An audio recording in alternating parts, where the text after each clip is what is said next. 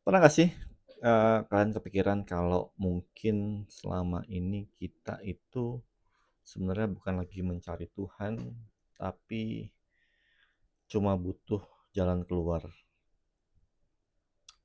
Hal ini baru benar-benar menyentil saya beberapa waktu belakangan ini.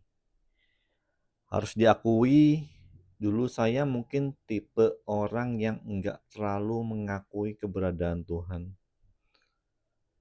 Saya rela aja, hidup ya dijalani menggunakan logika saya sendiri. Kalau percaya dan berdoa itu sesekali. Itu pun biasanya cuma kalau hidup lagi mentok dan banyak cobaan. Tapi kalau diingat-ingat lagi, yang sebetulnya saya harapkan waktu itu bukan kehadirannya. Saya cuma pengen keadaan susah atau pelik itu cepat selesai. Dan begitu semuanya udah beres, ya udah hidup jalan lagi seperti biasa. Saya enggak benar-benar berhenti sejenak terus bertanya ke diri saya sendiri, saya ini sebenarnya kenal enggak sih sama Tuhan? Pertanyaan kayak gitu bahkan enggak pernah ada di kepala saya. Dan baru belakangan ini saya sadar mungkin selama ini saya tuh enggak pernah tulus mendekati Tuhan. Saya cuma sedang apa ya, berburu rasa aman, rasa kepastian, dan mencari jawaban. Dan buat saya, dua hal itu beda banget.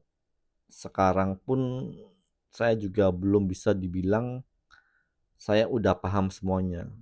Saya tuh masih sering bingung, masih banyak doa yang belum terjawab, dan masih ada hari-hari di mana saya tuh nggak tahu harus ngapain. Tapi ada satu hal yang pelan-pelan mulai berubah. Kalau dulu saya datang cuma pas lagi membutuhkan sesuatu, sekarang pandangan saya udah berbeda. Bagi saya berdoa itu bukan lagi sebuah keharusan yang wajib atau kaku, itu melainkan sebuah panggilan. Sebuah kesadaran kalau di atas hidup kita ini ada kekuatan besar yang mengatur segalanya.